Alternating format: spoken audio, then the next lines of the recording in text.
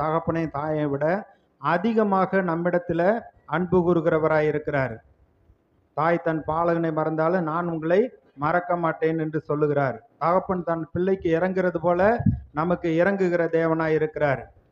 அடுத்து சொன்ன அவர் கிருபை செய்கிறார். அதாவது கிருபையினால விசுவாசத்தை கொண்டு நாம் ரட்சிக்கப்பட்டோம். இது தேவனுடைய கிருபையா இருக்கிறதுனால மேன்மை பாராட்டுகிறதற்கு ஒன்றுமே இல்லை.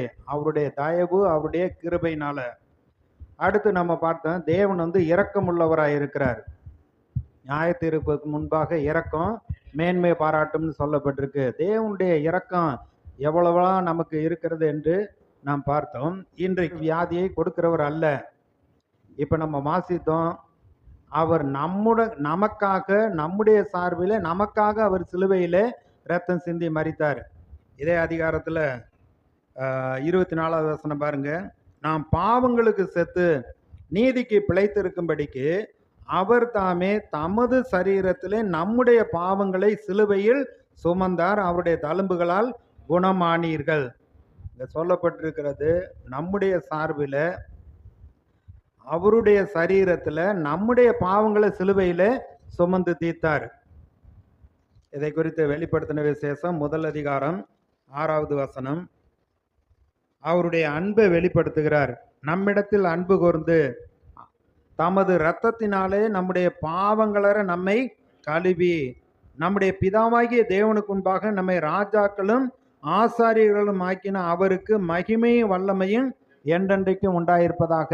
ஆமேன். அப்ப நம்மிடத்தில் அன்பு கூர்ந்து நம்முடைய பாவங்களற நம்மை கழுவி, அவருடைய இரத்தத்தினால பாவங்களற நம்மை கழுவி தேவனுக்கு முன்பாக நம்மை ராஜாக்களாகவும் ஆசாரியர்களாகவும் மாற்றி இருக்கிறார். எபேசியர் 2வது அதிகாரத்துல உன்னதத்தில் அவரோடு கூட உட்கார வைத்திருக்கிறார்னு சொல்லப்பட்டிருக்கிறது. இங்க ராஜாக்களாகவும் ஆசாரியர்களாகவும் மாற்றி இருக்கிறார். ஏசாயா 53வது அதிகாரத்துல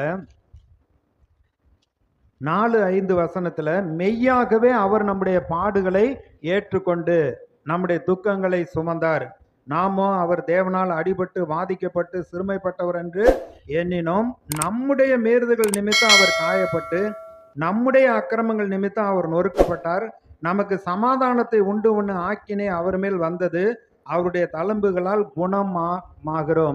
குணமாகிறோம் சொல்லியிருக்கு. பேர் சொல்றார், குணம் ஆனீர்கள்னு சொல்றார். இயேசு நமக்காக சிலுவையில ஜீவன் கொடுத்து அவருடைய இரத்தத்தினால நம்மை கழுவி அவர் நீதிமான்களாக பரிசுத்தவான்களாக நம்மை மாற்றி இருக்கிறார்.